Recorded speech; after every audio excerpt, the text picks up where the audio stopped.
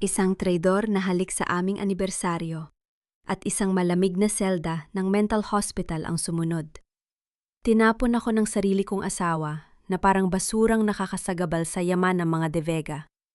Habang nilalasap nila ang yaman ko, binubura nila ang aking pagkatao. Pero tandaan nyo, ang katotohanan ay parang patis. Habang binabaon sa dilim, lalong tumatatap ang lasa. Akala nyo ba ay baliw ako? Maghanda kayo, dahil ang pagbabalik ko ang magiging pinakamapait ninyong bangungot. Sino nga ba ang tunay na nawalan ng bait? Hindi na kita kailangan, Teresa. Masyado ka nang nagiging isturbo sa mga plano namin. Tanggapin mo na lang na ito ang dulo ng lahat para sa'yo. Ang boses ni Marco ay parang isang matalim na balisong na dahan-dahang bumaon sa puso ni Teresa. Sa sandaling yon, hawak-hawak ni Teresa ang isang mangkok ng mainit na sinigang, ang paboritong ulam ng kanyang asawa. Nakasuot siya ng asul na bestida, ang damit na isinuot niya nung unang beses silang nagkita. Dahil ngayong gabi, ang kanilang ika-5 anibersaryo ng kasal. Maingat niyang inihanda ang hapagkainan, nilagyan pa ng mga sariwang bulaklak mula sa harden, sa pag-asang ang init ng sabaw at ang bango ng patis na gawa ng kanyang yumaong ama ay maglalapit muli sa kanilang dalawa. Nuit, ang init na nararamdaman niya sa kanyang mga kamay ay kabaliktaran ng yelong na muo sa kanyang dibdib dahil sa tinura ng asawa. Binitawan ni Teresa ang mangkok sa gitna ng mesa. Walang ingay. Tanging ang dahan-dahang pag-alo ng sabaw ang makikita. Hindi siya makahinga. Pakiramdam niya ay may mga invisible na kamay na sumasakal sa kanyang lalamunan. Ang bawat salita ni Marco ay tila mga lason na kumakalat sa kanyang mga ugat, ginagawang manhid ang bawat bahagi ng kanyang katawan. Lumingon siya at nakita niya ang kanyang biyenan, si Doña Aurora, na nakatayo sa may pintuan ng dining room. Hawak nito ang kanyang mamahaling rosaryo. Ang mukha ay puno ng peking awa na mas masakit pa kaysa sa isang sampal. "I'm sorry, hija," wika ni Doña Aurora sa isang malambing ngunit mapanuyang tono. "We tried to help you, pero ang kondisyon mo, ang iyong mental instability, it's becoming a danger to the De Vega name.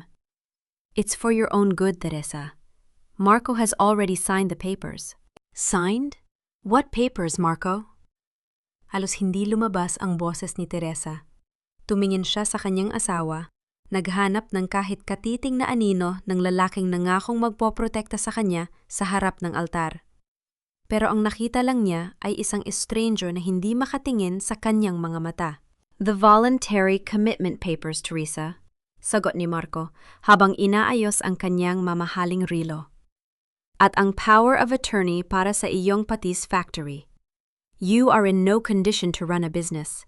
My mother will take care of it now." Doon ay tila gumuho ang buong mundo ni Teresa.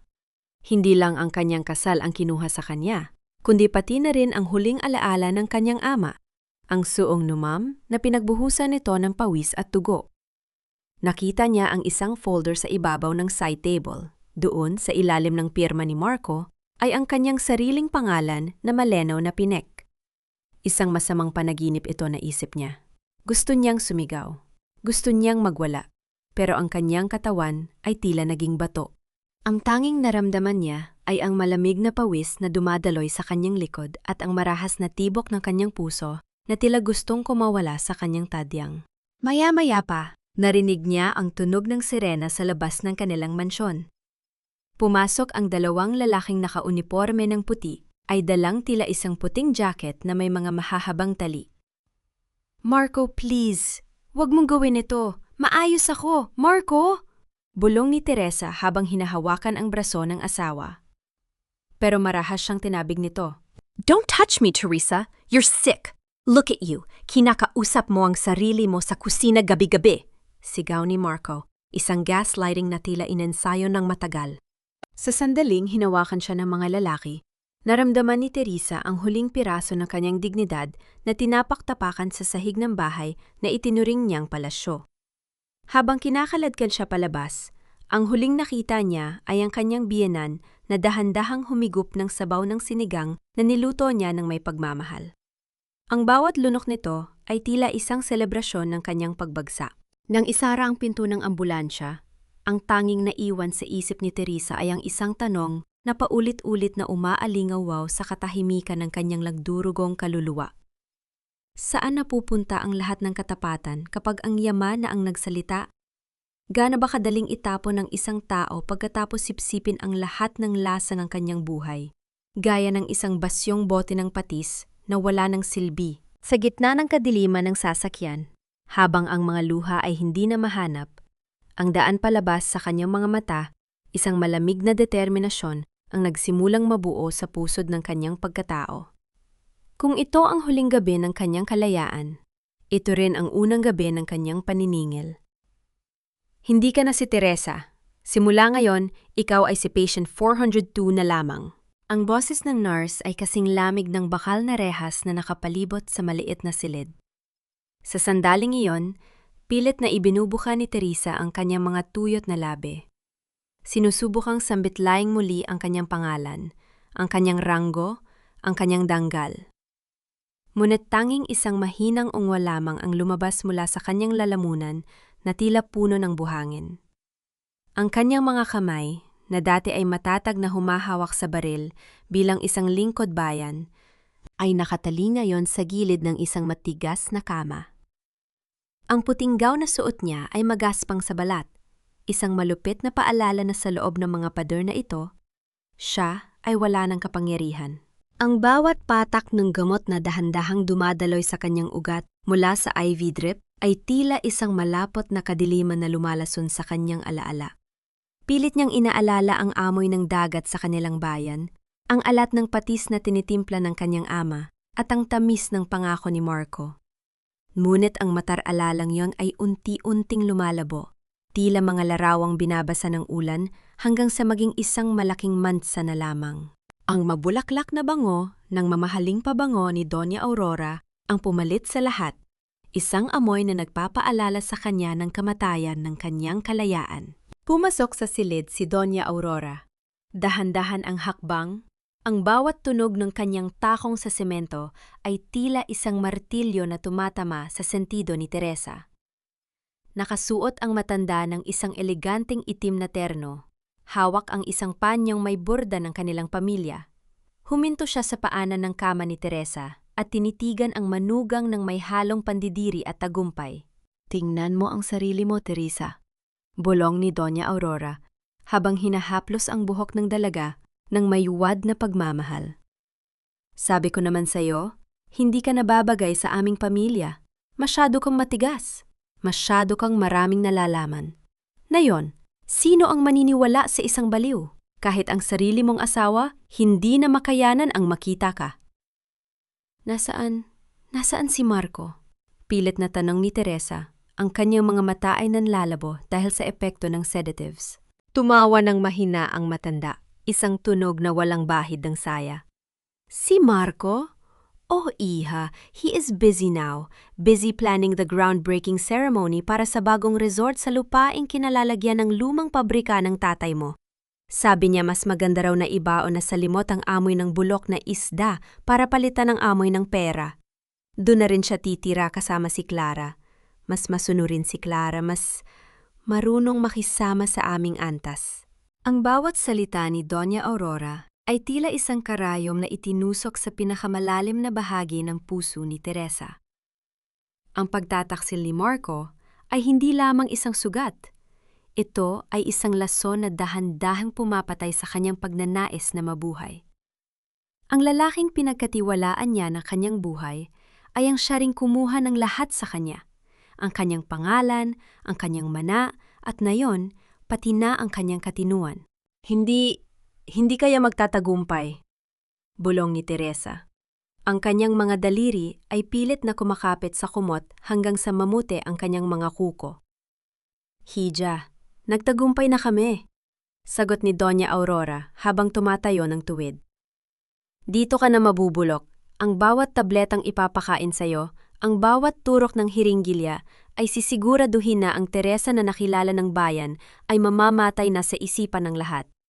Dito, ang katotohanan ay kung ano ang sasabihin namin, at ang sabi namin, ikaw ay baliw. Nang lumabas ang matanda, iniwan niya ang silid na puno ng nakabibinging katahimikan.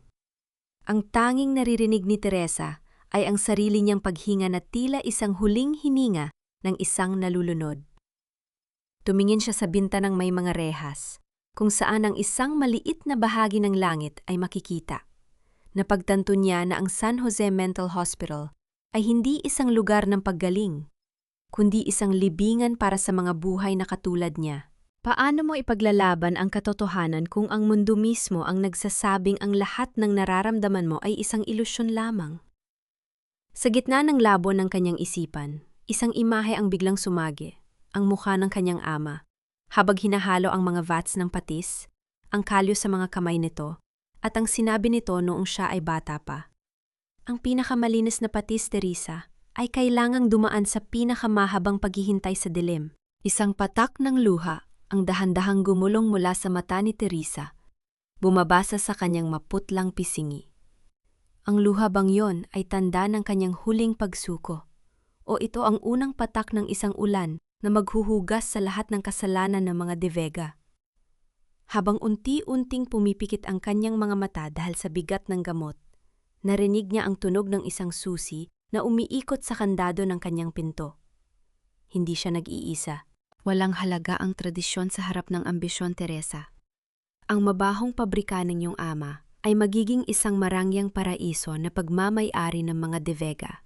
Ang mga salitan ito ni Doña Aurora ay tila mga linta na sumisipsip sa huling hininga ng pag-asa ni Teresa.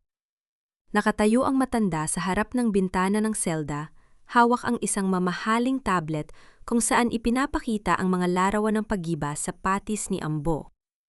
Sa screen, nakita ni Teresa ang malaking crane na dahan-dahang winawasak ang bubuang lata na ilang dekadang naprotekta sa mga vats ng patis. Nakita niya ang mga dantaong punong mangga na itinim ni Ambo para magbigay ng lilim sa mga manggagawa, na ngayon ay nakahandusay na sa lupa, putol-putol at wala ng buhay. "Look at this, iha," nakangising wika ni Aurora habang inilalapit ang screen sa mukha ni Teresa. "Ang lupang ito ay ginto. Bakit natin sasayangin sa paggawa ng patis kung maaari tayong magtayo ng isang 5-star resort? Your father was a simple man with small dreams, but we dream big. Marco and I are finally clearing the stench of the past." Hindi makapagsalita si Teresa. Ang bawat pagtama ng bakal sa pader ng pabrika sa video ay nararamdaman niya sa kanyang sariling dibdib. Yon ang lugar kung saan siya natutong maglakad. Yon ang lugar kung saan ang bawat patak ng pawis ng kanyang ama ay naging puhunan para mapagtapos siya ng pag-aaral. Ngayon, sa ilalim ng utos ng sarili niyang asawa, ang lahat ng yon ay nagiging alikabok na lamang. "And Marco? He's very excited about the project," dagdag pa ni Aurora, habang dahan-dahang hinahaplos ang kanyang mamahaling hikaw. "He's the lead architect. Sabi niya, it's a relief to finally get rid of that old place. It was a burden," he said. "Just like you." Nang makaalis si Aurora, naiwan si Teresa na nanginginig ang buong katawan. Hindi ito panginginig ng takot, kundi ng isang nag-aapoy na pot na tila gustong sumabog mula sa kanyang mga ugat. Sa gitna ng kanyang pag-iisa, pumasok si Lola Ising, dalang isang maliit na piraso ng pahayagan na itinago niya sa ilalim ng kanyang apron. "Ma'am, heto po." Mahinang bulong ni Lola Ising. Ang boses ay puno ng pait. "Nasa balita ang biyana ninyo. Entrepreneur of the Year daw siya dahil sa bagong development project na ito. Pinupuri siya ng buong probinsya." Tiningnan ni Teresa ang clipping. Naroon ang larawan ni Doña Aurora at Marco, nakasuot ng matatamis na niti habang hawak ang isang gintong pala para sa groundbreaking ceremony. Sa likod nila, makikita ang gumuhong kuta ng kanyang ama. Isang maliit na detalye sa sulok ng larawan ang kumuha ng atensyon ni Teresa. Ang lumang karatula ng patis ni Ambo na nakahandusay sa putikan, tila isang basurang tinapakan ng mga naggagandahang sapatos ng mga De Vega. "Hindi nila ninanakaw ang lupa ko, Lola Ising," wika ni Teresa. Ang boses ay malalim at puno ng kapaitan. "Ninanakaw nila ang aking pagkatao. Ninanakaw nila ang huling alaala ng taong tanging nagmahal sa akin ng totoo." Hinawakan ni Teresa ang larawan ng kanyang ama na nakatago sa kanyang isipan. Naalala niya ang magaspang na kamay ni Ambo habang tinuturuan siyang kumilates ng kalidad ng asin. Naalala niya ang turo nito na ang katarungan gaya ng patis ay hindi minamadali. Ngunit paano ka maghihintay kung ang lahat ng iniwan sa iyo ay isa-isa nang kinukuha ng mga mapagsamantala? Marco, pinirmahan mo ang kamatayan ng alaala ng tatay ko. Bulong ni Teresa sa hangin. Ang kanyang mga mata ay nakapako sa kawalan. Akala mo ba ay natalo mo na ako? Akala mo ba ay mananatili akong patient 402 habang winawasak niyo ang lahat? Sa sandaling iyon, isang matinding sakit ang gumuhit sa kanyang ulo. Isog side effect ng mga gamot na pilit niyang isinusuka tuwing gabi sa tulong ni Lola Ising. Ngunit mas matindi ang sakit sa kanyang puso. Ang pagtataksil ni Marco ay hindi na lamang isang usapin ng pag-ibig. Ito ay isang krimen laban sa kanyang dugo at kasaysayan. Lola Ising, kailangan kong lumabas dito, wika ni Teresa, habang hinahawakan ang braso ng matanda ng may di matatawarang determinasyon. Hindi na ako pwedeng maghintay. Habang tumatagal ako rito, lalong nawawala ang lahat ng pinaglaban ng tatay ko. Kailangan nating bilisan ang plano. Pero ma'am, mahigpit ang bantay ngayon dahil sa pagtakas ng isang pasyente nung nakaraang linggo. Babala ni Lola Ising. At ang iyong asawa, madalas siyang tumatawag dito para itanong kung tulog ka pa ba. Napatigil si Teresa. Tulog. Yun ang tawag ni Marco sa kanyang kalagayan. Para sa kanya, ang isang asawang walang katinuan ay isang asawang masunurin. Isang asawang hindi makakapigil sa kanyang mga ambisyon. Isang mahiwagang ngiti ang gumuyot sa mga labi ni Teresa. Isang ngiting hindi kailanman nakita ng mga De Vega. Ito ang ngiti ng isang manganggaso na alam na kung kailan dadaan ang kanyang biktima. Hayaan mo siya mag-isip na tulog pa ako, Lola Ising, bulong ni Teresa. Dahil sa sandaling magising ang asawa ko sa katotohanan, huli na ang lahat para sa kanila. Habang lumulubog ang araw sa labas ng rehas, isang kakaibang tunog ang narinig ni Teresa sa pasilyo. Hindi ito ang tunog ng mop ni Lola Ising o ang mabigat na yapak ng mga nurse. Ito ay ang tunog ng isang pamilyar na ringtone, ang cellphone ni Marco. Bakit tumatawag si Marco sa ganitong oras? At bakit ang nurse na malapit sa kanyang selda ay tila may ibinubulong na hindi dapat marinig ng iba? Walang bayani sa sementeryo, Teresa. At mas lalong walang puwang ang prinsipyo sa loob ng isang mental hospital. Ibigay mo na sa akin ang lokasyon ng mga papeles at sisiguraduhin kong makakalabas ka rito ng humihinga pa. Ang boses ni Captain Santos, ang lalaking itinuring ni Teresa na pangalawang ama at naging gabay niya sa serbisyo, ay tila isang maruming basahan na pilit isinusubo sa kanyang lalamunan. Nakapikit si Teresa, ngunit sa likod ng kanyang mga talukap, nananariwa ang alaala ng araw ng kanyang graduation sa Police Academy. Si Santos ang nag-abot sa kanya ng parangal, tinapik siya sa balikat, at sinabing siya ang magiging pinakamahusay na tagapagtanggol ng bayan.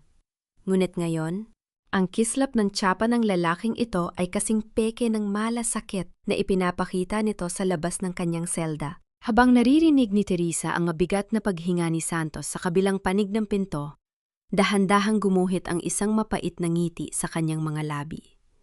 Ang bawat salita ng kanyang dating hepe ay tila isang patunay na ang katarungang ipinaglaban niya ay matagal nang nabili ng salapi ng mga De Vega. Ang irony ng sitwasyon ay tila isang lason, ang taong nagturo sa kanya kung paano manghuli ng masama ang siya na yung nagbabantay sa kanyang pagkakakulong. Naramdaman ni Teresa ang pang-inginig ng kanyang mga kamay sa ilalim ng kumot. Hindi ito pang-inginig ng takot, kundi ang marahas na pagpintig ng isang pusong sugatan na pilit binubuhay ng put. Ang kanyang katinuan, na pilit nilang binubura, ay ang tanging baluti na natitira sa kanya. Ninong? Mahinang simula ni Teresa. Sadyang ginamit ang tawag na nagpapaalala sa kanilang dating ugnayan upang syaktan ang konsensya ng lalaki. Sa dinami-dami ng pwedeng magtaksil sa akin, hindi ko akalaing ikaw ang magiging huling pako sa aking krus. Magkano ba ang halaga ng isang katulad ko para itapon mo ang iyong danggal? Narinig ni Teresa ang marahas na paggalaw ng susi sa pintuan. Hindi nagtagal, bumukas ang pinto at pumasok ang isang anino na mas madilim pa sa gabi, si Doña Aurora. Ang amoy ng kanyang mamahaling pabango ay mabilis na humalo sa amoy ng antiseptiko sa silid, isang kombinasyon na nakakahilo at nakakasulasok. Enough of the drama, Santos! Bulyaw ni Doña Aurora habang iwinawasiwas ang kanyang mamahaling pamaypay. Teresa, huwag mo kaming subukan. Ang pasensya ko ay kasing nipis ng sinulid. Sabihin mo na sa amin kung nasaan ang mga orihinal na dokumento ng pabrika. Pinirmahan na ni Marco ang lahat. Pero kailangan namin ang mga lumang papel para tuluyan ang mailipat ang titulo sa aking pangalan. Wala kayong makukuha sa akin. Sagot ni Teresa. Ang kanyang boses ay matatag at puno ng hamon habang dahan-dahang bumabangon mula sa pagkakahiga. Tinitigan niya ng diretso ang mga mata ni Aurora. Kahit mabulok ako rito, hinding-hindi ko hahayaang ang pawis at dugo ng tatay ko ay maging pundasyon ng inyong mga kasinungalingan. Lumapit si Doña Aurora at isang mabilis na paggalaw ng kamay ang nagresulta sa isang malakas na tunog ng palad na tumama sa pisngi ni Teresa. Ang hapdi ay agad na kumalat, ngunit hindi kumurap si Teresa. Ang bawat sampal ay tila isang selyo na nagpapatibay sa kanyang determinasyon. You're just the daughter of a fish sauce maker. Isang hamak na maggagawa ng patis. Sigaw ni Aurora. Ang kanyang muka ay namumula sa galit. Nawala ang lahat ng kanyang pagiging donya. Akala mo ba ay may sasagip sa iyo rito? Kahit ang asawa mo, diring-diri na sa tuwing naririnig ang pangalan mo. Marco is happy now, at mas magiging masaya siya kapag nawala ka na ng tuluyan.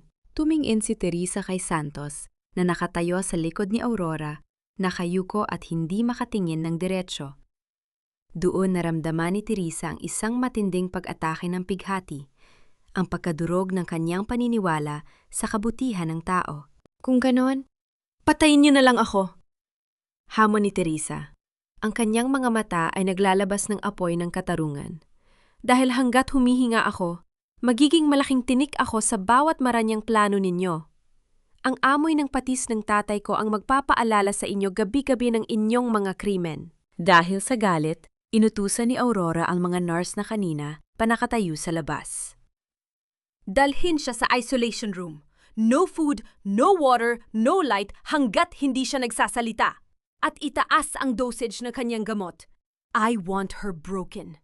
I want her begging for mercy. Habang kinakaladkad si Teresa, patungo sa madilim na pasilyo ng isolation room, naramdaman niya ang malamig na semento sa kanyang mga paa. Ang bawat hakbang ay tila isang hakbang patungo sa kailaliman ng impyerno. Ngunit sa gitna ng kanyang paghihirap, isang tanong ang paulit-ulit na bumubulong sa kanyang isipan. Isang tanong na magiging mitsa ng kanyang muling pagsilang. Kung ang lahat ng liwanag ay pinatay na nila, sapat ba ang put sa loob ng kanyang dibdib para maging sulo sa gitna ng ganap na kadiliman? O tuluyan na ba siyang lalamunin ng katahimikan ng isolation room kung saan ang tanging maririnig niya ay ang sarili niyang tibok ng puso na unti-unting nanghiina? Ang bawat hiwa ng patalim sa plastik ay tila hiwa sa aking sariling balat. Isang paalala na ang buhay ko ngayon ay kasing halaga na lamang ng basurang itinatapon. Pigil ang hinina ni Teresa sa loob ng madilim at masangsang na plastic bag. Ang bawat hibla ng kanyang kalamnan ay naninigas, habang nararamdaman niya ang dulo ng isang matalim na bagay na dumadaiti sa plastik.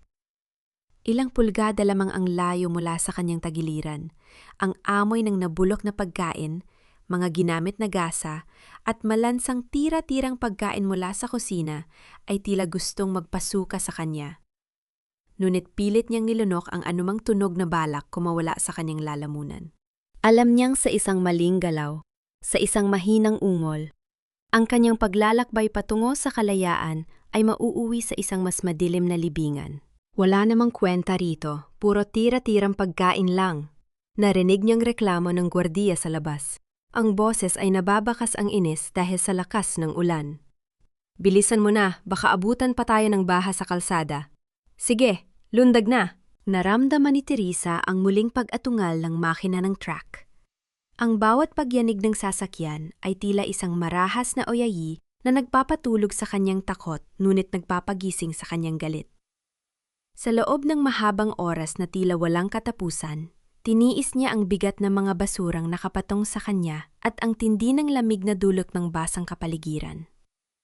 Nang tumigil ang truck at naramdaman niya ang pag-angat ng likuran nito, mabilis na bumulusok pababa ang lahat ng karga. Isang marahas na pagbagsak sa malambot at maputik na lupa ang nagpagitla sa kanyang buong katawan. Nang makasigurado siyang nakaalis na ang truck, dahan-dahang pinunit ni Teresa ang plastik gamit ang kanyang nanginginig na mga kamay. Ang sariwang hangin na humahagupit sa kanyang mukha ay may kasamang amoy ng ulan at basang lupa. Isang amoy na para sa kanya ay mas mabango pa sa anumang mamahaling pabango ni Doña Aurora. Gumapang siya palabas mula sa tumpok ng basura. Ang kanyang puting gown ay puno na ng putik at dumi. Ang kanyang buhok ay gusot-gusot at ang kanyang mga paa ay sugatan. Ngunit sa likod ng kanyang mga nanlalabong mata, may isang apoy na hindi kayang patayin ng anumang bagyo. Hindi siya tumakas para lumayo sa bayan. Sa halip, tinahak niya ang daan patungo sa kinaroroonan ng kanyang nakaraan, ang lumang pabrika ng patis. Sa isip ni Teresa, ang lugar na iyon na itinuturing ng mga De Vega na mabahong alaala ay ang tanging kuta na hindi nila kailanman maiisip na pagtataguan niya. Ang bawat hakbang niya sa putikan ay puno ng hapdi, bawat hinga ay puno ng pagod. Ngunit ang kaisipang kailangan niyang bawiin ang danggang ng kanyang ama ang nagtulak sa kanya na magpatuloy. Narating niya ang guho ng patis ni Ambu sa gitna ng madaling araw. Ang mga pader na dati ay matatag ay tila mga kalansay na lamang sa ilalim ng liwanag ng kidlat. Ngunit alam ni Teresa ang bawat sulok ng lupang ito. Dahan-dahan siyang lumapit sa isang bahagi ng sahig na natatakpan ng mga lumang vats na gawa sa kahoy. May isang lihim na pinto patungo sa ilalim ng lupa. Isag-imbakan na tanging sila lamang ng kanyang ama ang nakakaalam. Gamit ang huling lakas ng kanyang mga braso, iniangat ni Teresa ang mabigat na takip. Ang amoy ng asin at fermented na isda ay sumalubong sa kanya, isang amoy na nagbigay sa kanya ng pakiramdam ng seguridad. Ngunit nang dahan-dahan siyang bumaba sa madilim na hagdan, naramdaman niya ang isang kakaibang presensya. Hindi siya nag-iisa sa dilim. Sino yan? Isang baritonong boses ang umalingaw-ngaw mula sa sulok ng imbakan. Kasunod ang tunog ng isang mechanical na paggasa ng baril. Nanigas si Teresa. Sa gitna ng kadiliman, isang anino ang tumayo. Ang kislap ng isang dulo ng baril ay tumama sa liwanag ng isang maliit na gasera na nakapatong sa ibabaw ng isang vats. Ang kaba sa dibdib ni Teresa ay muling bumangon. Ngunit ang kanyang instinto bilang pulis ay agad na kumilos. Huwag ka magpaputok, mahinang wika ni Teresa. Ang kanyang boses ay paos, ngunit puno ng awtoridad. Ako ang may-ari ng lupang ito. Isang matagal na katahimikan ang namayani sa pagitan nila. Tanging ang tunog ng patak ng ulan mula sa itaas ang naririnig. Dahan-dahang lumapit ang lalaki sa liwanag at nakita ni Teresa ang isang mukhang puno ng peklat at mga matang puno ng pait, mga matang tila nakaranas din ng parehong impyernong pinagdaanan niya. Teresa? Tanong ng lalaki. Ang kanyang boses ay puno ng gulat at hindi paniniwala habang dahan-dahan niyang ibinababa ang kanyang armas. Sino ang lalaking ito na nagtatago sa ilalim ng mga guho ng kanyang nakaraan? At bakit ang kanyang pangalan ay tila isang pamilyar na himig sa labi ng isang estranjero na tila handaring pumatay para sa katarungan? Sa gitna ng pinakaligtas na taguan, tila nakatagpo si Teresa ng isang bagong panganib, o marahil ang tanging susi para sa kanyang paniningil. Ang dulo ng baril ay malamig, ngunit ang tingin ng lalaking nasa harap ko ay mas masakit pa sa anumang bakal na tumama sa aking balat. Dahan-dahang ibinaba ng lalaki ang kanyang armas. Sa ilalim ng malamlam na liwanag ng gasera, nakita ni Teresa ang mga matang puno ng pagod at lumbay, mga matang tila salamin ng kanyang sariling pagkawasak. Ang lalaking ito ay hindi isang kriminal. Siya ay isang aninong nabubuhay sa pot. Julian? Bulong ni Teresa. Ang kanyang boses ay tila isang tuyot na dahon na tinangay ng hangin. Ikaw ba talaga yan? Si Julian ay dating sikat na abogado sa kanilang lalawigan. Ang taong laging tumitindig para sa mga maliliit, ngunit 3 taon na ang nakalilipas, Bigla siyang nawala matapos mabigo sa isang kaso laban sa mga De Vega. Ang balita noon ay nasangkot siya sa sugal at bisyo. Ngunit sa harap ni Teresa ngayon, ang nakikita niya ay isang taong ninakawan ng danggal gaya niya. Akala ko ay tuluyan ka na nilang pinatay sa loob ng hospital na yon. Wika ni Julian. Ang kanyang boses ay malalim at kaskas. Kinuha niya ang isang malinis na tela at iniabot ito kay Teresa upang punasan ng putik sa kanyang mukha. Welcome back to the world of the dead, Teresa. Bakit ka narito? Bakit ka nagtatago sa ilalim ng pabrika ng tatay ko? Tanong ni Teresa habang tinatanggap ang tela. Ang bawat haplos ng tela sa kanyang pisingi ay tila isang pagkilala na siya ay tao pa rin, hindi lamang isang pasyente. Dahil ito lang ang tanging lugar na hindi nila binabantayan. Para sa kanila, ang amoy ng patis ay amoy ng kahirapan, isang bagay na diring-diri silang hawakan. Sagot ni Julian habang nauupo sa isang lumang kahoy na vats. Dito, nakita ko ang lahat ng dumi nila. I've been watching them, Teresa. Ang mga De Vega, they didn't just steal your sanity. Ginagamit nila ang proyektong ito para itago ang mas malaking krimen. Napo si Teresa sa tabi niya. Ang kanyang katawan ay nanginginig pa rin sa lamig at pagod. Sa gitna ng dilim at amoy ng maalat na hininga ng mga vats, naramdaman niya ang isang kakaibang koneksyon kay Julian. 2 taong itinapon ng lipunan, nagtatago sa ilalim ng lupa, nagpaplano ng isang bagay na tila imposible, ang pagpapabagsak sa mga higanting nakatuntong sa kanilang mga likod. I heard about Marco, mahinang sabi ni Julian, hindi tumitingin kay Teresa. I'm sorry. Hindi ko akalain na ang isang kaibigan ay kayang maging demonyo para sa pera. Huwag mong banggitin ang pangalan niya, puto ni Teresa. Ang kanyang mga mata ay biglang nag-apoy. Ang Marco na minahal ko ay patay na. Ang natitira na lang ay isang aninong sunod-sunuran sa kanyang ina. Julian, kailangan kong mahanap ang mga orihinal na dokumento ng pabrika. Yun lang ang paraan para mapigilan ang resort project nila. Tumingin si Julian sa kanya nang may halong paghanga at pag-aalala. Hindi mo lang alam kung gaano kapanganib ang pinapasok mo. Captain Santos is not just a police officer anymore. He is Aurora's personal hitman. But you're lucky. May nakuha akong impormasyon habang nagtatago rito. Inilabas ni Julian ang isang lumang ledger mula sa ilalim ng kanyang higaan na gawa sa karton. Ang mga De Vega ay hindi lang nagtatayo ng resort. They are laundering money from a drug cartel sa Manila. Ang sungnuwak, ma'am mo? It's the perfect front. Walang mag-aakalang ang mga barrels ng patis ay may lamang higit pa sa isda at asin. Nanlalamig ang buong pagkatao ni Teresa. Ang kanyang diwa bilang pulis ay agad na nag-analisa sa sitwasyon. Hindi lamang ito usapin ng mana. Ito ay isang pambansang krimen. At siya, ang baliw na si Patient 402, ang nakahawak sa dulo ng sinulid. Tutulungan kita, Teresa. Wika ni Julian.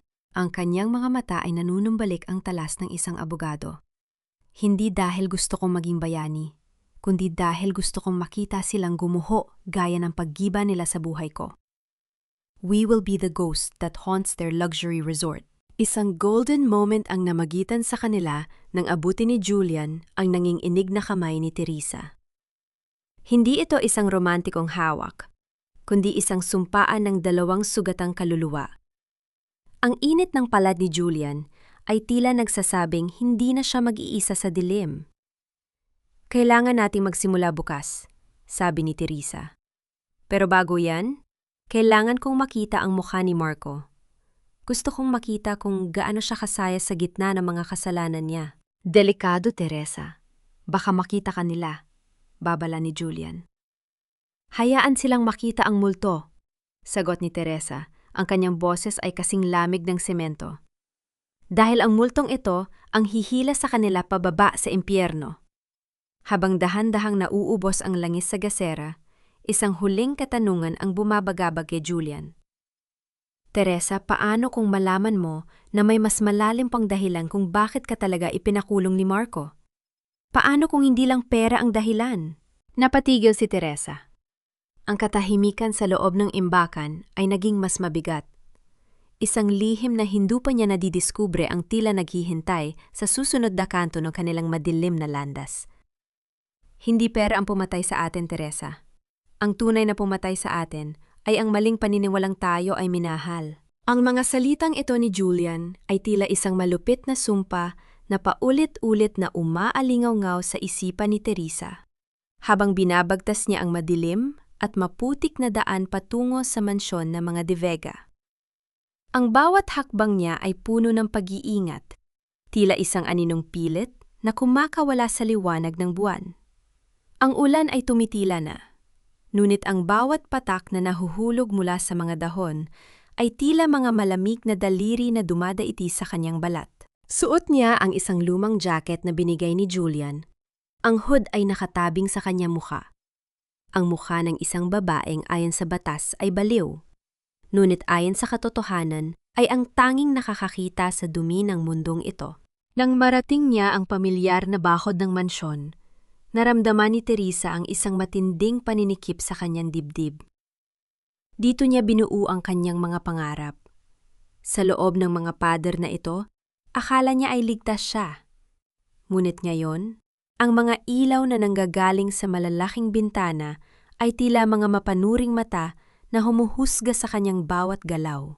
Dahan-dahan siyang umakyat sa puno ng mangga na malapit sa balkona e ng kanilang dating silid. Isang kasanayang natutunan niya noong siya ay isang batang pulis na naglalaro ng tagu-taguan. Mula sa kanyang kinaroroonan, malinaw niyang nakikita ang loob ng silid. Ang kanyang puso ay tila isang tambol na mabilis ang pagtibok. Bawat pintig ay naghahatid ng hapdi sa kanyang buong katawan. Naroon si Marco, nakaupo sa gilid ng kama, hawak ang isang baso ng mamahaling alak. Ngunit hindi siya nag-iisa. Nakatayo sa kanyang harap si Clara. Suot ang isang manipis na pantulog na sutla. Ang sutlang binili ni Marco para kay Teresa noong huling anibersaryo nila. Marco, kailangan mo nang pirmahan ang huling waiver para sa development project, wika ni Clara. Ang boses ay malambing, ngunit puno ng manipulasyon habang hinahaplos ang balikat ng lalaki. Ang mami mo ay naiinip na. Sabi niya masyado ka raw nagiging malambot dahil lang sa pagtakas ng baliw na yon. Hindi ako malambot, Clara, sagot ni Marco. Ang boses ay mababa at puno ng pait. Iniisip ko lang kung tama ba ang ginawa natin. Teresa didn't deserve to be in that hellhole. But she's dangerous, Marco. Nakalimutan mo na ba ang sinabi ni Dr. Valdez? She's unstable, giit ni Clara habang dahan-dahang kinukuha ang baso mula sa kamay ni Marco at inilalapag ito sa side table. At huwag mong kalimutan, kailangan natin ang perang ito. Ang utang mo sa casino, ang mga shares na kinuha mo sa factory, kung hindi natin siya idineklarang incompetent, nasa kulungan ka na ngayon at hindi sa piling ko. Naramdaman ni Teresa ang pag-ikot ng kanyang sikmura. Ang bawat salita ay tila isang patalim na hinihiwa ang kanyang huling alaala ng pag-ibig. Hindi lamang siya ipinagkanulo para sa yaman. Ipinagkanulo siya para pagtakpan ang isang makasariling pagkakamali. Ang kanyang asawa, ang lalaking pinagkatiwalaan niya ng kanyang buhay, ay ginawa siyang sakripisyo para sa sarili nitong kaligtasan. Isang golden moment ang nangyari nang makita ni Teresa ang isang maliit na kwintas na nakapatong sa dresser, ang kwintas na pamana ng kanyang ina. Dahan-dahang kinuha ito ni Clara at isinuot sa kanyang sariling leeg habang nakangiti sa harap ng salamin. Ang paglapas tangang iyon ay mas masakit pa kaysa sa anumang sampal. Ang bawat alaala ng kanyang ina ay tila dinudumihan ng bawat haplos ni Clara. "You look beautiful, Clara," bulong ni Marco habang tumatayo at niyayakap ang babae mula sa likod. Ang kanilang mga anino sa pader ay tila isang halimaw na may dalawang ulo, lumalamon sa katinuan ni Teresa. Sana ay hindi na siya mahanap ng mga pulis, wika ni Clara habang sumasandal sa dibdib ni Marco. Mas mabuting mawala na siya ng tuluyan, para wala nang istorbo sa atin at sa baby natin. Baby? Nanigas ang buong pagkatao ni Teresa sa narinig. Buntis si Clara? Ang sakit na naramdaman niya kanina ay tila naging isang ganap na kamanhiran.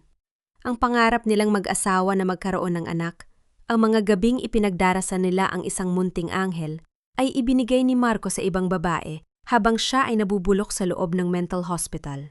Dahil sa tindi ng emosyon, hindi napansin ni Teresa na ang sanga ng puno na kanyang kinatatayuan ay nagsimulang gimalaw ng marahas dahil sa hangin. Isang mahinang tulog ng paggabali ng tuyong kahoy ang umalingaw-ngaw sa katahimikan ng gabi. Agad na napatigil si Marco at lumingon sa direksyon ng bintana. "Sino yan?" Sigaw niya habang mabilis na lumalapit sa balkona. Mabilis na bumaba si Teresa. Ang kanyang mga kamay ay nasugatan ng magaspang na balat ng puno, ngunit hindi niya ininda ang hapdi. Tumakbo siya patungo sa kadiliman ng hardin. Ang kanyang mga luha ay sa wakas ay bumuhos na, hindi dahil sa panghihina, kundi dahil sa pagkapuot. Ang bawat patak ng luha ay tila nagpapatigas sa kanyang kalooban. Ginagawa siyang isang matalas na piraso ng yelo na handang sumugat sa sinumang humarang sa kanyang landas. Nang marating niya ang labas ng gate, narinig niya ang boses ni Captain Santos sa kanyang radyo mula sa isang nakaparadang patrol car sa malayo. "Search the perimeter! I saw a movement near the west wing." Nagtataga sa likod ng isang malaking poste. Nakita ni Teresa si Marco na nakatayo sa balkon at tinitignan ang kadiliman kung saan siya naroon kanina. Sa sandali ngayon, ang kanilang mga mata ay tila nagtagpo sa gitna ng gabi, ang isa ay puno ng takot at ang isa ay puno ng pangako ng paniningil. Mabilis na tumakas si Teresa patungo sa direksyon ng lumang tulay kung saan naghihintay si Julian. Ngunit bago siya tuluyang lumayo, isang huling kaisipan ang itinala niya sa kanyang puso.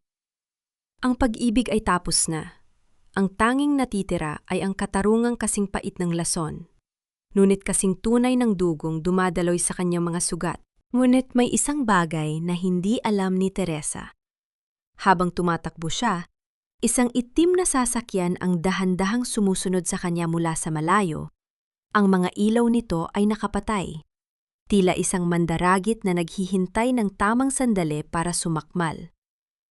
Ang bawat tibok ng aking puso ay tila isang babala, isang paalala na sa mundong ito, ang katarungan ay hindi ibinibigay. Ito ay ninanakaw pabalik mula sa mga kamay ng mga magnanakaw. Humihingal si Teresa habang isinasara ni Julian ang mabigat na pinto ng imbakan sa ilalim ng lupa. Ang amoy ng basang semento at lumang kahoy ay humalo sa amoy ng kanyang sariling pawis at takot. Napasandal siya sa pader, ang kanyang mga kamay ay nanginginig pa rin mula sa nakita niya sa mansyon.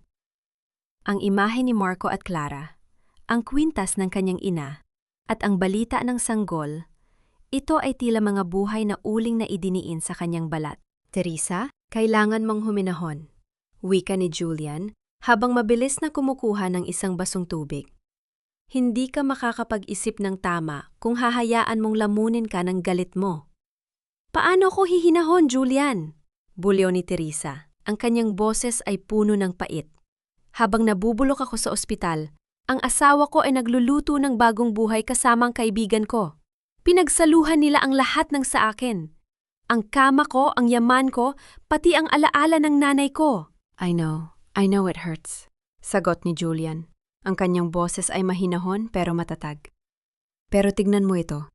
Hindi lang buhay mo ang kinuha nila. Tignan mo ang mga dokumentong ito." Inilatag ni Julian ang mga papel sa ilalim ng malamlam na liwanag ng gasera. Lumapit si Teresa. Pilit na itinuon ang kanyang atensyon sa mga numero at pangalan. Bilang isang dating pulis, mabilis ning napansin ang mga irregularidad. De Vega Construction. Bakit sila bumibili ng ganito karaming sulfuric acid at toluene? Tanong ni Teresa. Ang kanyang mga mata ay naningkit. Hindi kailangan ang mga ito sa pagtatayo ng isang resort?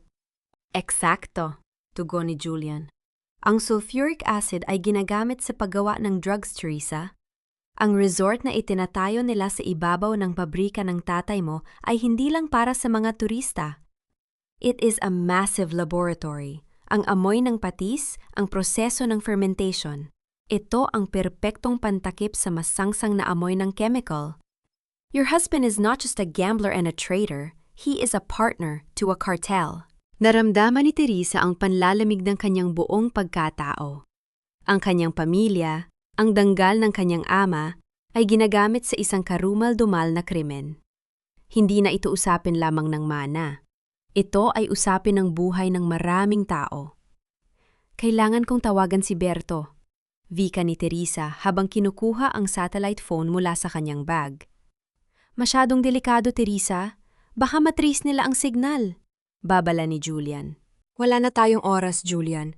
Si Berto lang ang tanging matino sa istasyon. He owes me his career. Giit ni Teresa habang mabilis na dinadayal ang numero. Pagkalipas ng ilang ling, sumagot ang isang boses na puno ng pag-aalinlangan. Hello? Sino ito? Berto, si Teresa ito. Huwag kang magsasalita, makinig ka lang. Mabilis na wika ni Teresa. Ma'am? Ma'am Teresa, nasaan tayo?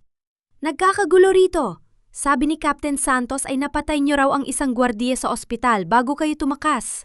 Armed and dangerous ang status niyo, ma'am. Ang boses ni Berto ay nanginginig sa kaba. Kasalanan ni Santos ang lahat ng ito, Berto. Makinig ka, check the manifests of the Vega Construction. Hanapin mo ang mga shipment mula sa Southern Port. Huwag mong dadaanin sa system, gawin mo ng manual. At Berto, huwag kang magtitiwala kahit kanino, lalo na kay Santos. Ma'am, ituturing akong traidor nito. Pero sige, gagawin ko. Pero ma'am, mag-init kayo. May tracker silang inilabas para sa phone mo. Patayin mo na yan. Nang maputol ang tawag, tiningnan ni Teresa si Julian. Ang katahimikan sa loob ng imbakan ay biglang nabasag ng tunog ng isang sasakyan na huminto sa itaas. Ang tunog ng pagpreno sa graba ay tila isang hato ng kamatayan. Narito na sila! Bulong ni Julian habang mabilis na pinapatay ang gasera. Narinig ni Teresa ang mga mabibigat na yapak sa itaas.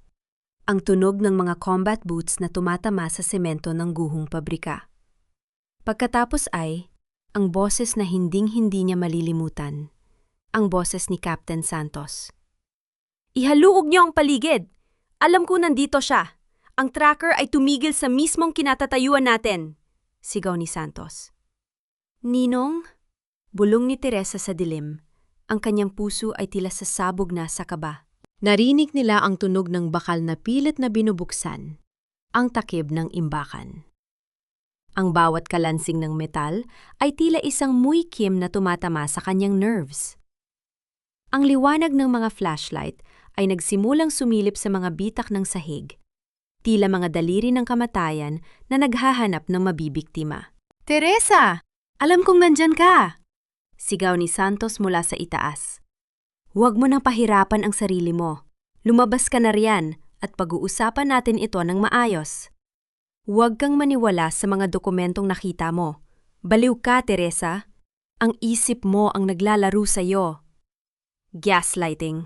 Mahinang wika ni Julian habang hinihila si Teresa patungo sa isang maliit na lagusan ng bentilasyon sa likod ng malalaking vats. Huwag kang makikinig sa kanya. Halika na. Hindi ako baliw, Santos. Pabulong na sigaw ni Teresa sa kanyang sarili habang gumagapang sa loob ng makipot at maalikabok na lagusan. Ang kalawang ay tumatama sa kanyang balat at ang bawat galaw ay nagdudulot ng ingay na tila isang pasabog sa kanyang pandama. Sa itaas, narinig nila ang malakas na pagbagsak ng pinto ng imbakan. Nakapasok na sila. Wala rito, sir, pero sariwa pa ang amoy ng usok ng gasera. Sigaw ng isang pulis. Hanapin ninyo ang mga lagusan. Hindi makakalayo ang babaeng yan. Galit na utos ni Santos. Habang gumagapang sa dilim, naramdaman ni Teresa ang pagtulo ng kanyang mga luha. Hindi ito luha ng takot, kundi luha ng isang taong tinalikuran ng lahat ng institusyong pinaglingkuran niya. Ang bawat gasgas sa kanyang siko at tuhod ay tila isang medalya ng kanyang bagong pakikibaka. Julian, nasaan tayo? Tanong ni Teresa nang makarating sila sa dulo ng lagusan. Lalabas ito sa may creek, malapit sa gubat. Sagot ni Julian habang pilit na tinutulak ang isang rehas na puno ng kalawang. Nang sa wakas ay bumukas ang rehas, sinalubong sila ng malakas na hangin at ang amoy ng basang lupa. Ngunit bago pa sila makatalon pababa, isang malakas na liwanag mula sa isang searchlight ang tumama sa kanilang mga mukha. Hinto! Pulis ito! Isang boses ang umalingaw-ngaw mula sa pampang ng creek. Nanigas si Teresa. Ang kanyang anino ay mahaba at madilim sa ilalim ng liwanag. Nakita niya ang mga baril na nakatutok sa kanya. Sa sandaling yon, ang katarungan ay tila isang napakalayong pangarap at ang kamatayan ay isang hakbang na lamang ang layo. Shoot to disable! Narinig ni Teresa ang utos mula sa radyo ng pulis. Isang putok ang umalingaw-ngaw sa gabi, kasunod ang matinding hapdi sa balikat ni Julian. Napasigaw ito at napaluhod. "Julian!" Sigaw ni Teresa. Ang kanyang boses ay puno ng desperasyon. Sa gitna ng kaguluhan, isang itim na sasakyan ang biglang pumarada sa pagitan nila at ng mga pulis, humaharurot at nagbubuga ng makapal na usok. Bumukas ang pinto nito at isang boses ang sumigaw mula sa loob. "Sakay! Bilis!" Sino ang taong ito na dumating sa gitna ng panganib? Kaibigan ba o isa pang kaaway na nakatago sa likod ng isang maskara? Habang hinihila ni Teresa ang sugatang si Julian patungo sa sasakyan, naramdaman niya ang malamig na tingin ni Captain Santos mula sa itaas ng bangin. Ang labanan ay nagsisimula pa lamang at ang dugo ay nagsimula ng dumanak. "Huwag kang bibitit, Julian. Hindi ka pwedeng mamatay dahil sa akin. Labanan mo ang antok. Nakikiusap ako." Ang boses ni Teresa ay puno ng desperasyon habang nakasakay sila sa humaharurot na sasakyan. Ang mga kamay niya ay basang-basa ng malagkit at mainit na likido. Ang dugo ni Julian na patuloy na umaagos mula sa kanyang balikat. Sa bawat pagtalbog ng sasakyan sa bako-bakong daan, nararamdaman ni Teresa ang panghihina ng lalaking nagsakripisyo ng buhay para sa kanya. Ang puting gown na suot niya, na kanina ay puno na ng putik, ay ngayon ay may mga mansa na ng matingkad na pula. Tila isang mapait na obrang, sining ng pagtataksil at sakripisyo. Tumingin si Teresa sa driver. Isang babaeng matigas, ang pagkakahawak sa manibela. Ang muka ay nakatago sa dilim ng suot na sombrero. "Sino ka? Bakit mo kami tinutulungan?" "Mag-focus ka sa pagpindot sa sugat niya, Teresa." Sagot ng babae sa isang boses na pamilyar ngunit puno ng otoridad. "Ako si Elena, ang asawa ng foreman na pinapatay ni na Doña Aurora dahil sa pagtuklas ng chemical lab sa factory niyo. Hindi lang ikaw ang may atraso sa kanila." Napatigil ang puso ni Teresa. Ang bawat piraso ng puzzle ay unti-unting nabubuo sa gitna ng panganib. Ang mga De Vega ay nag-iwan ng trail ng mga wasak na buhay at ang sasakyang ito ay naging nagsisilbing kabaon ng kanilang mga lihim. Narating nila ang isang maliit at abandonadong bodega sa labas ng bayan. Ang bawat tunog ng pagpreno sa tuyong dahon ay tila isang babala na ang mga kaaway ay maaaring nasa likuran lamang nila.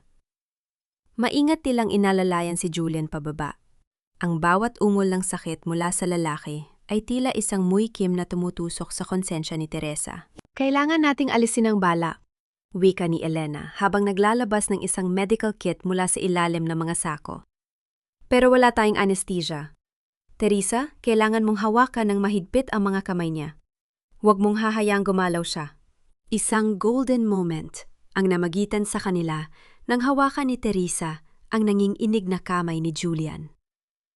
Ang init ng palad nito ay unti-unting nawawala. Tila ang buhay ay dahan-dahang tumatagas kasabay ng dugo. Tumingin si Julian sa kanya.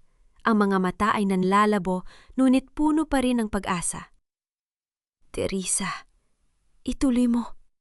Mahinang bulong ni Julian bago siya napapikit sa tindi ng sakit nang simula ni Elena ang pag-opera.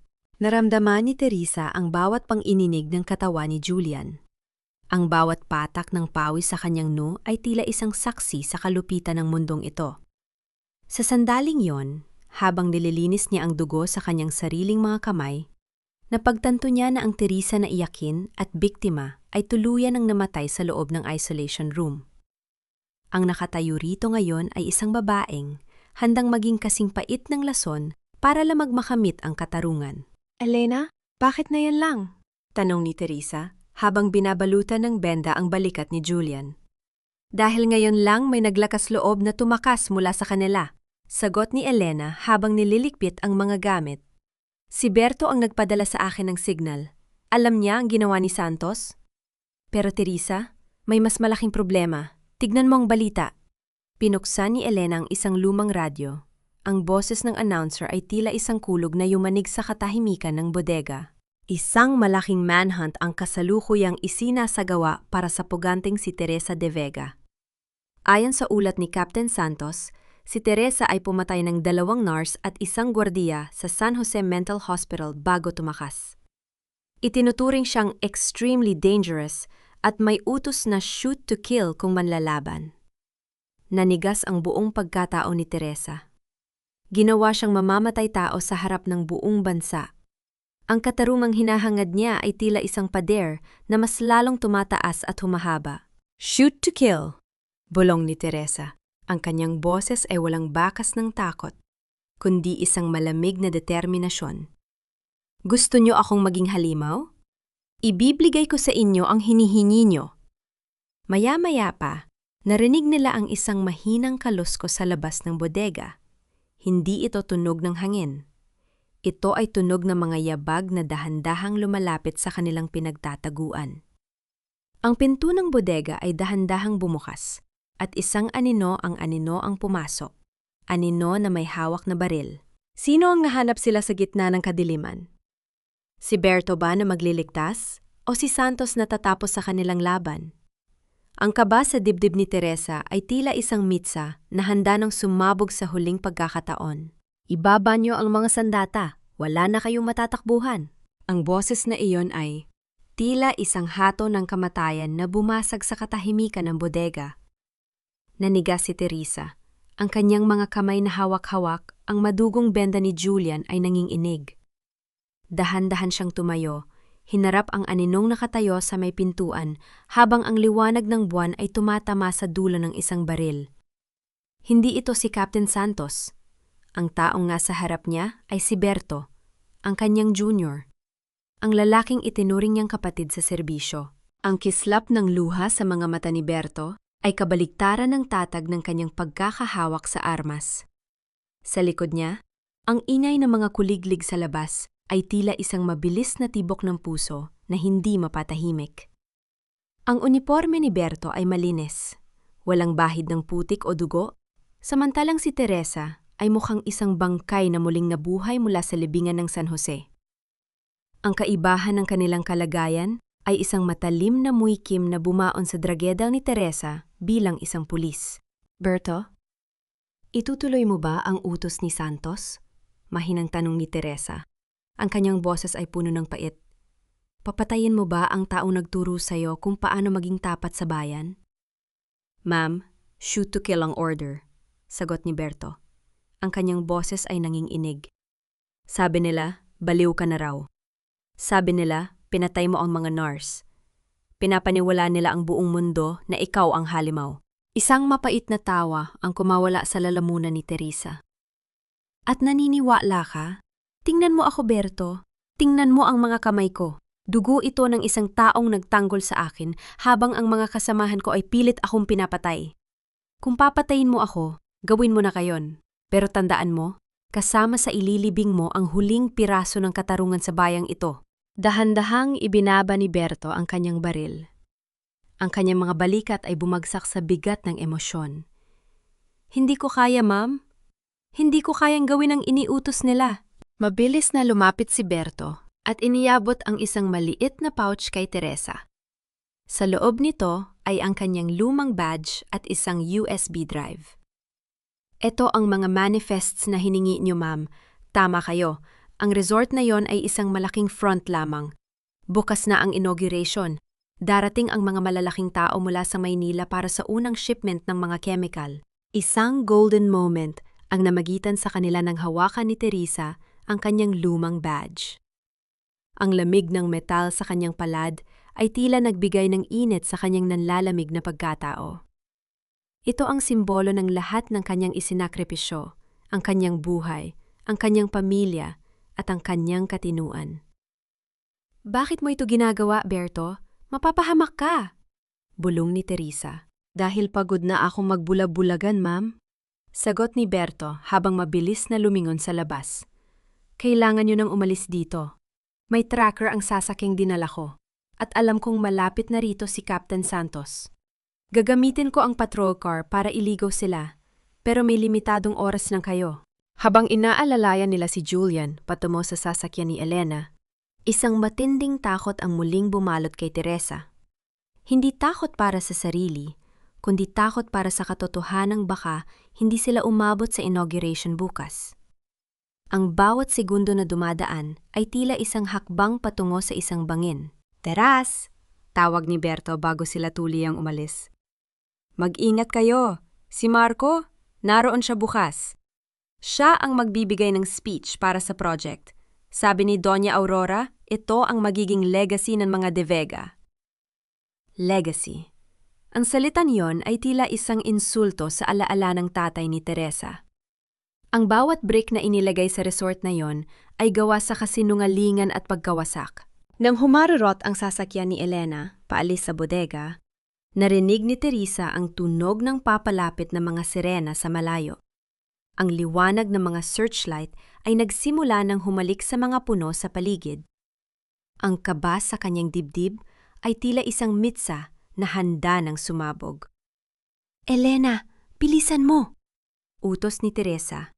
Ang kanyang mga mata ay nakapako sa madilim na kalsada sa harap nila. Bukas! Ang amoy ng patis ang gigising sa kanilang lahat. Bukas!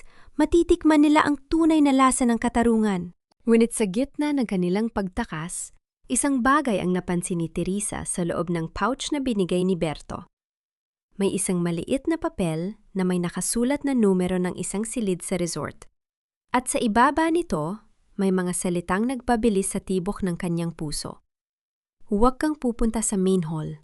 Doon nila itatago ang huling ebidensya at ang huling bitag para sa iyo. Sino ang nag-iwan ng sulat na ito? At ano ang bitag na naghihintay kay Teresa sa mismong araw ng kanyang pagbabalik? Ang katarungan ay tila isang labirinto na mas lalong nagiging masalimuot sa bawat hakbang na kanyang ginagawa. Ang katarungan ay hindi isang regalo na kusang ibinibigay. Ito ay isang utang na kailangang bayaran ng dugo, luha, at ng bawat piraso ng aking pagkatao. Suot ang kanyang lumang uniforme ng pulis na maingat na itinago ni Berto. Nakatayo si Teresa sa harap ng isang malaking salamin sa loob ng silid na tinukoy sa sulat. Ang tela ng uniforme ay tila isang yakap mula sa kanyang nakaraan. Isang paalala na bago siya naging patient 402, siya ay isang alagad ng batas na may danggal. Ngunit habang tinititigan niya ang kanyang sariling refleksyon, nakita niya ang isang babaeng malayo na sa dating Teresa. Ang kanyang mga mata ay tila dalawang uling na nagliliyab sa gitna ng isang malamig na gabi. At ang kanyang mukha ay may mga peklat na hindi na kailanman mabubura ng anumang panahon. Sa labas ng silid, naririnig niya ang masayang tugtog ng orchestra at ang tawanan ng mga elitistang panauhin na dumating para sa inaugurasyon ng De Vega Grand Resort. Ang halimuyak ng mamahaling champagne at ang amoy ng mga imported na bulaklak ay pilit na itinatago ang masangsang na katotohanan sa ilalim ng lupa. Ang bawat halahak ni Doña Aurora na umaabot sa pasilyo ay tila isang insulto sa bawat patak ng pawis ni Ambo na ibinuhos sa lupang ito. Dahan-dahang lumabas si Teresa, bit-bit ang USB drive at ang kanyang matibay na determinasyon. Tinahak niya ang daan patungo sa main hall, kung saan nakatakdang magsalita si Marco. Habang naglalakad siya sa mga marangyang pasilyo, naramdaman niya ang malamig na tingin ng mga security cameras na tila mga mata ni Captain Santos na nagmamasid sa dilim. Ngunit hindi na siya takot. Ang takot ay para lamang sa mga taong may itinatago at siya ang magiging liwanag na maglalantad sa lahat. Isang golden moment ang nangyari nang mapadaan siya sa isang sulok ng resort kung saan naiwan ang isang lumang kahoy na vats ng patis, ang nanging kagamitang hindi nagiba. Dahan-dahan niya itong hinawakan, ang magaspang na kahoy ay tila may bulong ng suporta mula sa kanyang ama. Tay, gabayan mo ako! Mahinang bulong ni Teresa, ang kanyang boses ay nanging inig, ngunit puno ng pananampalataya. Sa gitna ng modernong karangyaan, ang lumang kahoy na yon ang nagsilbing angkla ng kanyang katinuan. Pagdating sa pintuan ng main hall, nakita niya si Marco sa itaas ng entablado. Gwapo ito sa kanyang suot na tuxedo, ngunit para kay Teresa, ang kanyang asawa ay tila isang bangkay na binalot ng mamahaling tela. Sa tabi nito ay si Doña Aurora, nakangiti ng buong ningning habang suot ang mga alahas na binili mula sa nakaw na yaman. Ang resort na ito ang magiging simbolo ng bagong kasaysayan ng ating bayan. Panimula ni Marco, ang kanyang boses ay umaalingaw sa buong hall. Isang legacy na itatayo para sa kinabukasan ng ating mga anak. Isang legacy na itinayo sa ibabaw ng mga bangkay at kasinungalingan, sigaw ni Teresa habang marahas na binubuksan ang malalaking pinto ng hall. Tumigil ang tugtog. Ang bawat mata sa loob ng silid ay napabaling sa kanya. Ang katahimikan ay naging kasing bigat ng tingga. Nakita ni Teresa ang pagkislap ng takot sa mga mata ni Marco at ang biglang pagpula ng mukha ni Doña Aurora sa galit. "Teresa!" Sigaw ni Marco. Ang kanyang boses ay pumiyok sa gulat. "Akala niyo ba ay mananatili akong baliw sa dilim?" Wika ni Teresa habang dahan-dahang naglalakad patungo sa entablado. Ang bawat tunog ng kanyang sapatos sa marmol na sahig ay tila isang hatol.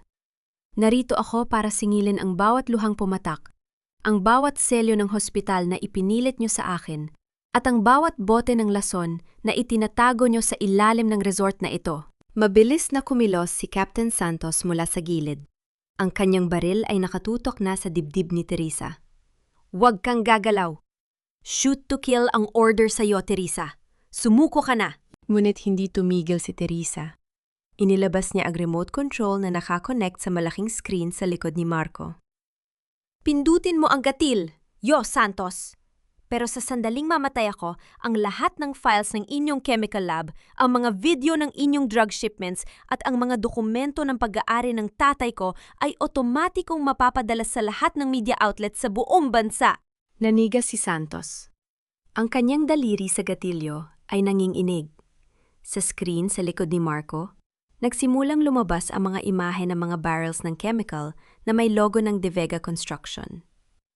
Ang mga bulong-bulungan ng mga panauhin ay naging isang malakas na hiyaw ng pagkagulat. "You're bluffing!" Sigaw ni Doña Aurora. Ang kanyang boses ay tila isang nagangalit na hyena. "Security!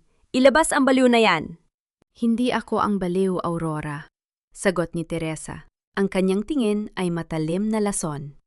Ang tunay na baliw ay ang taong nag-akalang ang katarungan ay kayang ilibing sa ilalim ng semento. Lumingon si Teresa kay Marco. Ang kanyang mga mata ay puno ng pait. "Marco, ito ba ang legacy mo? Maging isang hari ng mga kriminal habang ang asawa mo ay pinapatay niyo sa loob ng mental hospital? Masaya ka ba, Marco? Masaya ka ba sa piling ng babaeng buntis sa anak mo habang ako ay pinapahirapan niyo?" Napayuko si Marco. Ang kanyang mga balikat ay nanginginig. Ngunit bago pa siya makapagsalita, isang malakas na tunog ng pagpihit ng bakal ang narinig mula sa likod ng hall. Ang mga pinto ay muling bumukas at pumasok ang isang pangkat na mga pulis na hindi tauhan ni Santos, mga operatiba mula sa regional headquarters, kasama si Berto na may hawak na warrant. Ngunit sa gitna ng kaguluhan, biglang hinablot ni Captain Santos si Marco at itinutok ang baril sa sentido nito. "Huwag kayong lalapit! Kung hindi, papatayin ko ang anak mo, Aurora!" Sigaw ni Santos. Ang kanyang mga mata ay nanlilisik sa desperasyon. Ang kaba sa dibdib ni Teresa ay tila sasabog na. Ang lalaking nagtaksil sa kanya ay ngayon ay bihag ng sarili nilang kasamaan. Handa ba siyang makita ang kamatayan ni Marco? O ang kanyang puso bilang pulis ay mas mangingibabaw kaysa sa kanyang pot? Sa sandaling iyon, isang malakas na pagsabog ang narinig mula sa ibabang bahagi ng resort. Ang chemical lab ay nagsimula ng mag-malfunction dahil sa sabotahe ni Julian. Ang apoy ay mabilis na kumakalat at ang usok ay nagsisimulang balutin ang marangyang hall. Ang katarungan ay narito na, ngunit tila kasama nitong lalamunin ang lahat sa apoy. Ang katarungan ay hindi laging dumarating sa parang ating inaasahan. Minsan, kailangan muna nitong sunigin ang lahat ng kasinungalingan bago lumitaw ang tunay na ginto sa gitna ng mga abo. Ang bawat hininga ni Teresa ay tila isang laso ng apoy sa kanyang lalamunan, habang ang makapal na itim na usok ay dahan-dahang lumalamon sa marangyang hall. Ang amoy ng mga mamahaling pabango at champagne ay napalitan ng nakakasulasok na amoy ng nasusunog na chemical. ang amoy ng kasalanan ng mga De Vega na ngayon ay sumasabog na sa kailaliman ng lupa. Sa gitna ng kaguluhan, nakatitig si Teresa kay Captain Santos na nalilisik ang mga mata habang ang baril nito ay nakadiin pa rin sa sentido ni Marco. Santos, bitawan mo siya! Wala ka na matatakbuhan! Napapalibutan na ng mga tauhan mula sa regional office ang buong resort! Sigaw ni Berto mula sa kabilang dulo ng hall. Ang kanyang boses ay puno ng otoridad sa kabila ng ingay ng mga nagbabagsakang kristal mula sa chandelier. Hindi ako magpapahuli ng buhay sa mga batang pulis na katulad nyo. Bulyaw ni Santos. Ang kanyang boses ay garalgal dahil sa desperasyon. Aurora, sabihin mo sa kanila. Sabihin mo sa kanilang paalisin ang mga tao rito kung ayaw nilang makita ang utak ng anak mo sa sahig na ito. Ngunit sa halip na sumaklolo, nakita ni Teresa si Doña Aurora na pabalik-balik ang tingin sa kanyang anak at sa isang maliit na vault na pilit nitong binubuksan sa ilalim ng entablado. Ang matanda ay tila mas abala sa pagkuha ng kanyang mga nakatagong alahas at pera kaysa sa kaligtasan ni Marco. Isang mapait na katotohanan ang gumuhit sa isipan ni Teresa. Sa mundong itinayo ni Aurora, ang ginto ay mas mahalaga kaysa sa sarili nitong dugo. Isang golden moment ang nangyari nang magtagpo ang mga mata ni Teresa at Marco sa gitna ng usok. Sa unang pagkakataon matapos ang mahabang panahon, nakita ni Teresa ang tunay na Marco. Hindi ang arkitektong mayaman, hindi ang asawang nagtaksil, kundi isang lalaking basag, natatakot at puno ng pagsisisi. Ang bawat luhang dumadaloy sa pisingi ni Marco ay tila isang tahimik na paghingi ng tawad, isang pagkilala na ang lahat ng kanyang ambisyon ay nauwi sa isang lagbabagang impyerno. Teresa, I'm sorry, bulong ni Marco. Sapat lamang para marinig niya sa gitna ng dagundong ng mga pagsabog. Sa sandaling yon, ang instinto ni Teresa bilang isang alagad ng batas ang naging mas matimbang kaysa sa kanyang poot. Sa isang mabilis at kalkuladong galaw, kinuha ni Teresa ang isang mabigat na bote ng alak sa mesa at inihagis ito sa direksyon ng isang emergency fire extinguisher na malapit kay Santos. Ang puting usok mula sa extinguisher ay biglang bumuga dahilan upang mabulag sandali ang hepe. Nagkaroon ng pagkakataon si Marco na kumawala at kasabay nito ang mabilis na paghila ni Berto kay Santos. Isang putok ng baril ang umalingaw-ngaw sa hall, ngunit sa halip na tumama kay Marco, ang bala ay bumaon sa isang mamahaling painting ni Doña Aurora. Ang lahat ay tila naging slow motion nang magpambuno ang mga pulis at ang grupo ni Santos. Marco, halika na! Guguho na ang hall!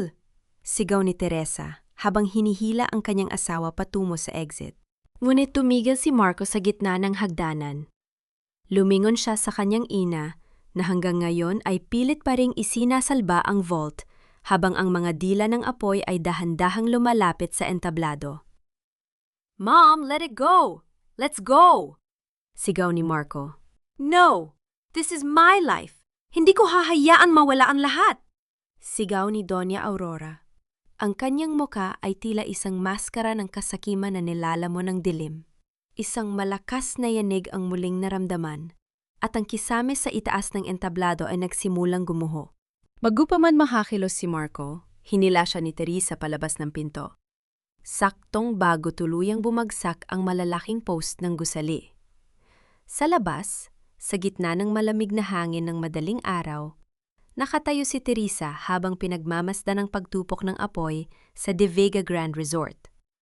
Ang bawat siklab ng apoy ay tila isang paglilinis sa bawat dumi at kasinungalingang itinanim sa lupang iyon. Dumating ang mga ambulansya at karagdagang bumbero. Nakita ni Teresa si Julian na inilalabas mula sa isang sasakyan, sugatan, nuwit buhay, at binigyan siya nito ng isang mahinang tango ng tagumpay. Kasabay nito, nakita niyang inilalabas si Captain Santos na nakapuso. Ang kanyang muka ay puno ng uling at kahihiyan. At si Doña Aurora? Nakalabas ang matanda, buhay. Ngunit wala siyang hawak kundi isang basyong vault at ang kanyang mga kamay na puno ng paso. Nakaupo siya sa damuhan, nakatitig sa abo ng kanyang imperyo, habang ang mga pulis ay dahan-dahang lumalapit upang basahan siya ng kanyang mga karapatan. Ang kanyang hiya ay hindi na maitatago ng anumang alahas. Lumingon si Teresa kay Marco na nakaupo sa gilid ng isang ambulansya. Nilapitan niya ito, hindi bilang isang asawa, kundi bilang isang babaeng nakahanap na ng kanyang sariling kapayapaan. Ang lahat ng ito ay tapos na, Marco. Mahinang wika ni Teresa, ang kanyang boses ay matatag. Ang katarungan ay hindi lamang tungkol sa pagpapakulong sa masama, kundi sa pagbawi sa iyong sariling kaluluwa. At sa wakas, nabawi ko na ang sa akin. Teresa, can you ever forgive me? Tanong ni Marco. Ang kanyang boses ay basad. Tumingin si Teresa sa malayo, sa direksyon kung saan matatagpuan ang mga lumang vats ng patis na himalang hindi naabot ng apoy. Isang malalim na buntong hininga ang kanyang pinakawalan. Ang pagpapatawad ay isang mahabang landas, Marco. At sa ngayon, mas pipiliin kong lakarin muna ang landas patungo sa sarili kong paggaling. Ang katotohanan ang magpapalaya sa'yo, pero ang katarungan ang magtatakda ng iyong parusa. Habang sumisikat ang araw sa dulo ng dagat, ang amoy ng usok ay dahan-dahang tinatangay ng hangin, at ang tangi na iwan ay ang muling pagsilang ng patis ni Ambo. Isang alaala na ngayon ay magsisilbing pundasyon ng isang bagong simula. Ang dalisay na lasa ng katarungan ay sa wakas ay nalasap na, at ito ay higit pa sa anumang kayamanang maaaring nakawin ng mundong ito. Isang taon ang mabilis na lumipas. Ngunit ang bawat segundo ng katahimikan sa dalampasigan ng aming bayan ay tila isang mahabang tula ng pasasalamat at muling pagsilang. Nakatayo si Teresa sa tapat ng malalaking vats ng patis sa loob ng bagong tayong pabrika ng patis ni Ambo. Ang amoy ng dagat at ang maalat na bangunang fermentation ay tila isang pamilyar na himig na muling nagpatibay sa kanyang puso. Hindi na ito ang gumuhong kuta ng kanyang ama. Ito ay isang modernong pasilidad na pinagsasama ang tradisyon at ang danggal na kailanman ay hindi na mababali ng sinuman. Ang sikat ng araw sa hapon ay tumatama sa mga bintana. Nagbibigay ng ginintuang kulay sa bawat sulok ng silid, tila isang basblas mula sa langit. Lumapit si Lola Ising, nakasuot ng malinis na puting uniporme. Ang kanyang muka ay puno ng ngiti at kalusugan. Ma'am Teresa, ang unang batch ng ating extra pure ay handa na para sa bottling. Ang mga order mula sa ibang bansa ay hindi na matapos-tapos. Hinawakan ni Teresa ang kamay ng matanda. Salamat, Lola Ising. Kung hindi dahil sa iyo, baka hanggang ngayon ay isa pa rin akong anino sa dilim. Ang katarungan, ma'am, ay parang paggawa ng patis, sagot ni Lola Ising habang tinitingnan ang malinaw at kulay husti yang likido sa loob ng isang baso. Kailangang dumaan sa matagal na paghihintay, sa tindi ng alat at sa dilim ng imbakan bago lumabas ang pinakamasarap na lasa. Isang golden moment ang namagitan sa kanila nang sabay nilang tikman ang unang patak ng bagong gawang patis. Ang alat at ang linamnam nito ay tila isang yakap mula kay Ambo. Isang mensahe na ang kanyang alaala ay sa wakas ay malaya na. Sa labas, naririnig ang tawanan ng mga manggagawa, mga taong dating nawalan ng trabaho dahil sa mga devega at ngayon ay muling nakahanap ng pag-asa sa ilalim ng pamumuno ni Teresa. Mamaya-maya pa, dumating si Julian. Ang kanyang balikat ay tuluyan ng gumaling at ang kanyang mga mata ay wala na ang pait na dati ay bumabalot sa kanya. Hindi na siya ang abogadong nagtatago sa ilalim ng lupa. Siya na ngayon ang tumatayong legal counsel ng kumpanya at ang taong naging sandigan ni Teresa sa bawat hakbang ng kanyang paggaling. Kumusta ang bisita mo sa bilangguan, Teresa? Mahinang tanong ni Julian habang naglalakad sila sa pampang ng dagat. Napahinto si Teresa at tumingin sa malayo, kung saan ang asul ng dagat ay nakikipaghalikan sa langit. Nakita ko si Marco kanina. Ibang-iba na siya. Ang kanyang mga mata ay wala na ang ningning ng ambisyon. Tila tanggap na niya ang kanyang tadhana. Sabi niya, ang bawat araw sa loob ay ginagamit niya para magdasal para sa kapatawaran. Pinatawad mo na ba siya? Tanong muli ni Julian. Ang pagpapatawad ay hindi nangangahulugang ibabalik ko ang lahat sa dati. Sagot ni Teresa. Ang bawat salita ay may lalim ng isang taong dumaan sa apoy. Pinatawad ko siya para sa sarili kong katahimikan. hindi ko nahahayaang ang galit sa kanya ang magdikta ng aking hinaharap. Si Doña Aurora naman ay mananatiling bilanggo ng sarili niyang kasakiman, kahit sa loob ng selda. Ang katarungan ay naibigay na, at ang natitira na lang ay ang mamuhay ng may katotohanan. Hinawakan ni Julian ang kamay ni Teresa, isang mahinahon at mapayapang hawak na nagsasabing handa na silang dalawa na sumulat ng isang bagong kabanata. Walang mga pangakong mabulaklak, tanging ang matatag na presensya ng isa't isa sa gitna ng sikat ng araw. Teresa, ang katarungan ba ay may lasa? Biro ni Julian habang pinagmamasdan ang papalubog na araw. Ngumiti si Teresa, ang kanyang unang tunay na ngiti na abot hanggang sa kanyang mga mata. Ang katarungan ay may lasa ng katotohanan, Julian. Minsan ay maalat, minsan ay masakit.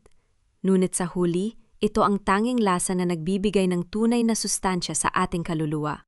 Habang dahan-dahang naglalaho ang liwanag ng araw at napapalitan ng ningning na mga bituin, ang tunog ng mga alon ay tila isang banayad na kanta ng pagpapalaya. Ang dalisay na lasa ng katarungan ay hindi lamang isang kwento ng paghihigante, kundi isang kwento ng muling pagtukla sa sariling halaga sa gitna ng pinakamadilim na bahagi ng buhay. Ang bawat bote ng patis na lumalabas sa pabrika ni Teresa ay hindi lamang isang produkto. Ito ay isang piraso ng kanyang tagumpay. Isang patunay na ang katotohanan ay kailanman hindi mabubura ng anumang semento o kasinungalingan. Sa wakas, ang amoy ng dagat ay malinis na, at ang bawat hininga ni Teresa ay puno na ng tunay na kalayaan.